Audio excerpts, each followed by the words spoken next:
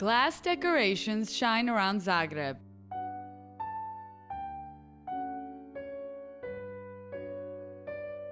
In the Church of St. Mark,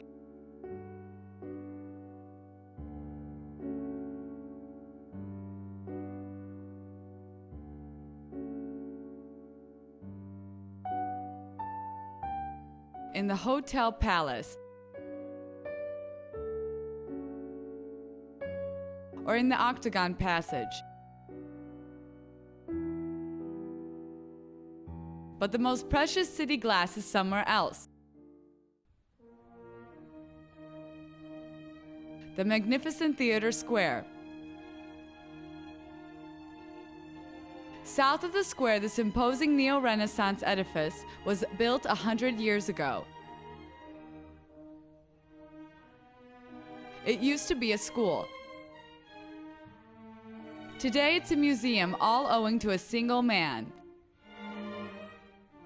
Ante Topić Mimara spent his life traveling all over Europe and collecting works of art.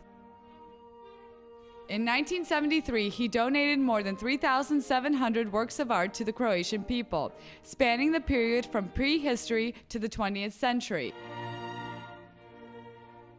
He wanted a museum that would be peerless between Vienna and Istanbul. But he died 6 months before the grand opening. The Mimara Museum includes the greatest world painters such as Raphael, Velázquez, Rubens, Rembrandt, and Renoir.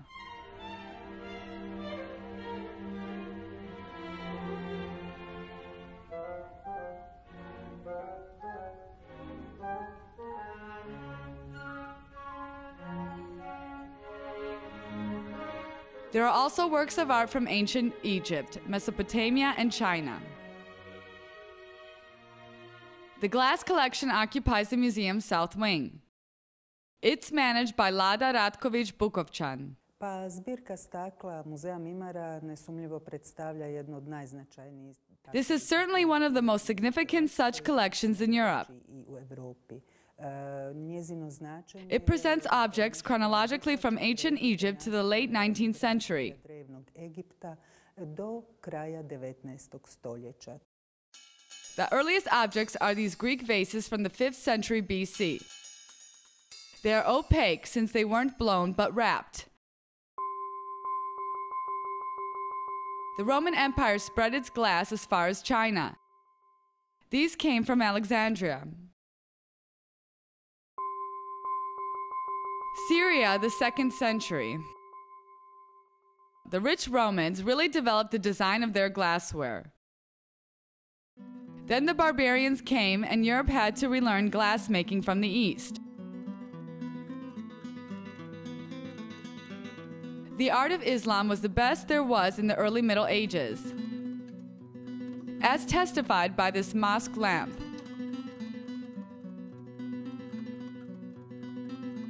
But Christianity learned to make its glass too. This vessel for holy water was made in the Rhine area in the 9th century. An exquisite 10th century reliquary from Winchester. But in the late Middle Ages and well until the 17th century, there was only one place with the best glass: Venice. Or rather the island of Murano, where the Venetian glassblowers moved in the 13th century for 2 reasons: not to burn down the city with their furnaces, and to better preserve their secrets. The Venetians perfected the technique of millefiori, or 1,000 flowers, for everything from chests to perfume bottles and cutlery. In the 16th century, the glass of Venice was pure perfection.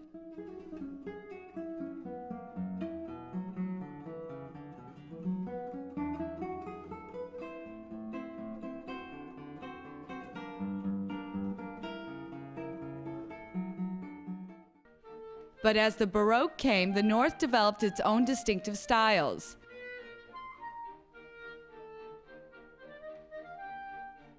These German bottles with intertwined necks were called Kutrolf.